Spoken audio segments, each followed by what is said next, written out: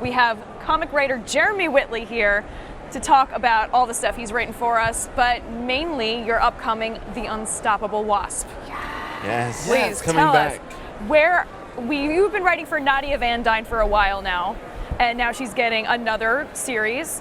What do you have in store for her? So to start off, we're going to be the nice thing is we get to jump right back into this volume, because the first volume we set up the whole lab, we introduced our new characters, so now everybody knows them and we're going right into them, and we're going to have a conflict with AIM, so we're going to have some science versus science action going on in this first arc.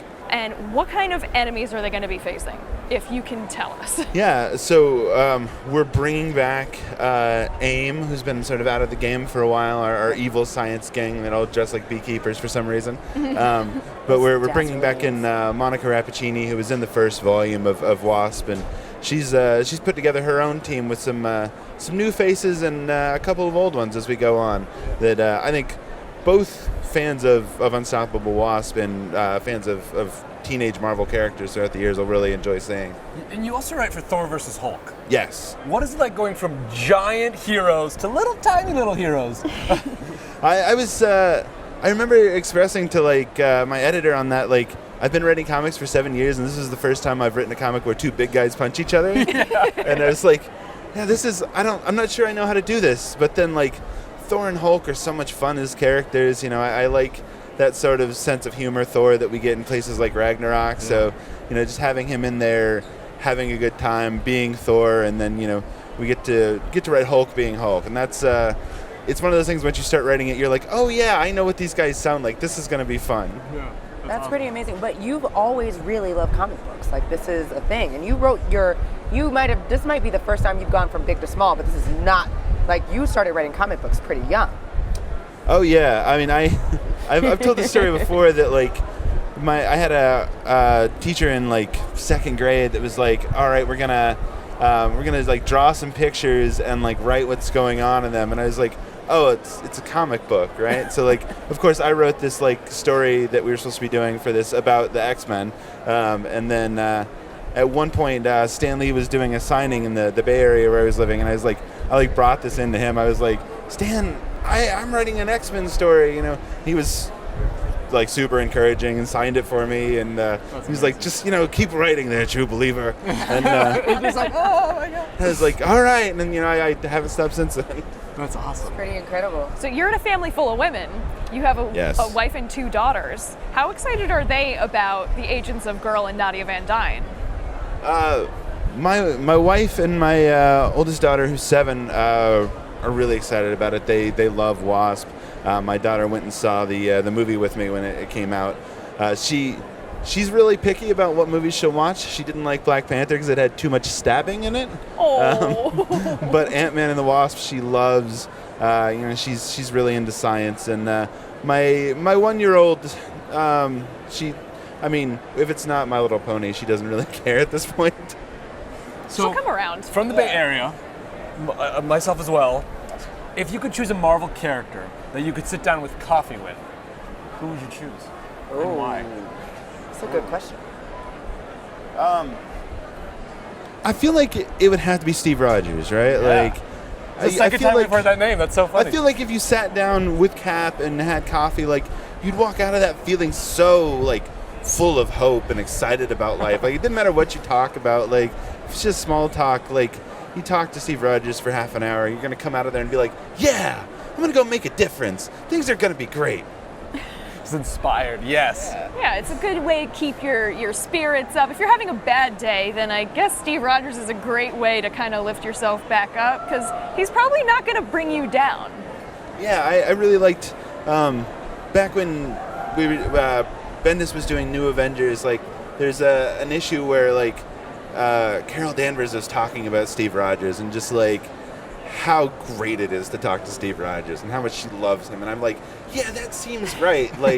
It's that's the Captain America that's right for me, is this guy who it doesn't matter what you're talking about, what you're doing, who you are, just being around him, you walk away, you're like, gosh, things are great. Yeah. Everything up to this point has been a void until I talked to Steve Rogers. Yeah, things are really gonna turn around for me. Well, when you were writing, obviously you were into the X-Men. Were there any other comic book characters, any other arcs, any other stories that stuck out to you that you feel like inspire your work now, or just was like, I'm going to go from I really like this, I'm drawing this, like, you know what, I'm going to do this for a living. Like, this is a thing I'm going to do. I remember I really liked X-Men and Spider-Man. I remember at one point when I was reading comics when like the Age of Apocalypse started, and like there was just this huge shift, and they were just telling suddenly these different stories that I had never thought about with the X-Men, and they're just vastly different versions of these characters. And I was like, wow, like comics can do anything. Like you couldn't do that in a movie franchise or a TV show. Like change that so drastically and show this different world. And that was like really exciting to me, is seeing like the possibilities with that. Yeah, so your comic story began pretty early. Your father introduced you to them. You had a local comic book shop. Like, tell us a little bit about your comics origin story as a kid. So, I was a kid I was born in '84, so like the early '90s, and so there was this really great X-Men TV show on TV at that point, and like that and Spider-Man, and I used to like get up early on Saturday mornings to go watch them. Bowl of cereal. Yeah. Yep. And I was just mentioning like I read a lot as a kid, so like I was in the Book It program, and like I'd go cash in to get my pizzas. And We then remember like Book I It. really Yeah. love the Book It program. Like, it changed my life. yeah, and then like We were all that about that. show, the X-Men show was so big that they were like Pizza Hut was just like giving out comics with pizzas at that point. And I remember like getting an X-Men comic from there and being like, wow, this is really cool. And my dad had been a long time comics fan, and he was like, yeah, I should get back in and just start taking you guys to the comic store. So we had a store called Fact Fiction and Fantasy in Livermore, California. Yep. Where we used to go down and get comics, and I was into like Spider-Man and X-Men, and my brother and I used to collect all the like Marvel Masterpiece trading cards and so stuff. cool. I'm still on Book It because I clearly remember. Book It's great. I never got comics through my Book It program. Did you? I did not get comics through my Book It program. You had the best Book It program, Jeremy Whitley. You did. You got comics and free pizza. That's like seems great. I did get Win-win. free pizza.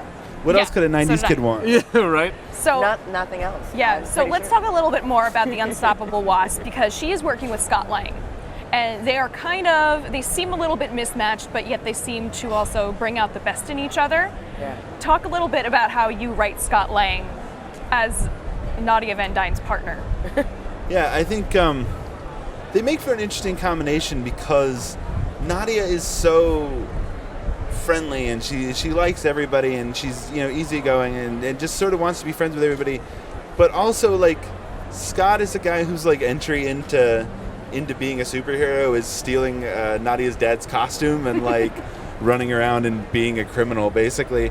So like, Well, it's good to have hobbies. yeah, it's the one of the few guys that she comes in with some sort of preconceived notion about. So, and Scott is always the guy that can't catch a break. So it would make sense that just like she doesn't get along with Peter in the Avengers, like it's always the guys that that can't catch a break that somehow Nadia doesn't want to be friends with. But everybody else, so it totally makes sense to me for Scott to be like, but you like everybody else. Why don't you like me?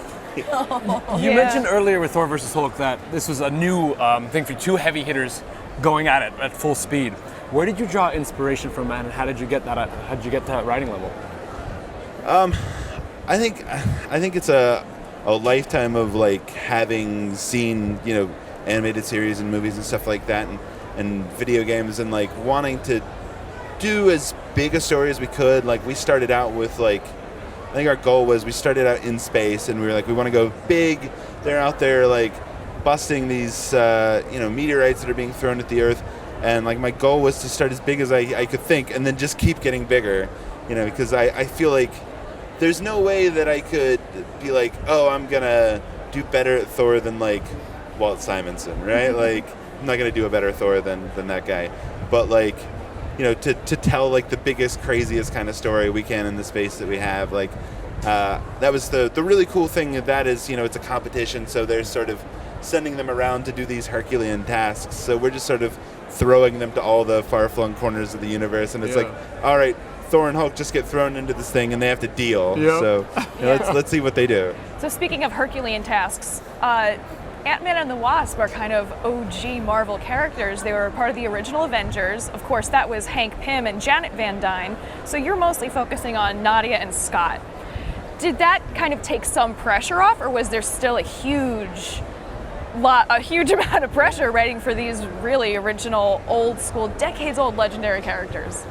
Yeah, I think Nadia is a really interesting character in that she's so tied into the Marvel Universe and all these things that have been part of the Marvel Universe since, the beginning of, like, those characters are created by, like, Stan Lee and Jack Kirby. Like, it doesn't get any more OG than that. Like, but, like, she's so tied into that, but at the same time, she's a new character. So I feel like there's this wide range of things you can do where you can introduce, new stuff, but also the old stuff is new to her. So, she's seeing a lot of these things for the first time. Yeah, that's awesome. I mean, I'm in love with it. Like, the pens are downstairs. Yeah, and you mentioned you had a panel earlier. So, talk a little bit about that for those at home who couldn't be here with it.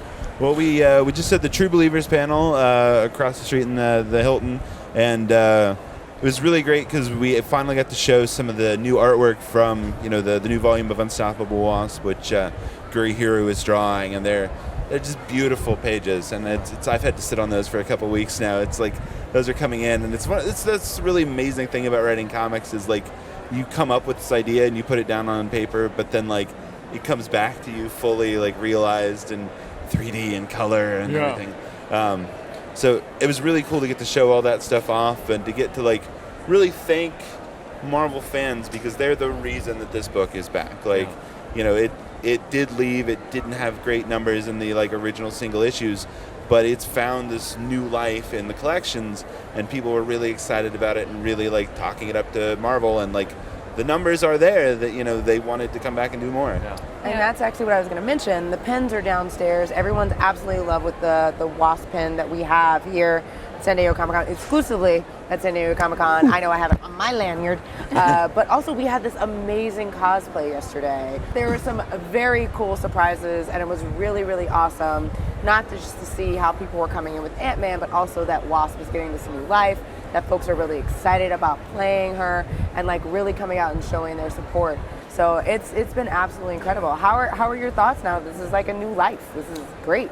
Yeah, I'm thrilled. Like I love writing her as a character. She's so upbeat and excited, and like all the things that I love about comics is she is.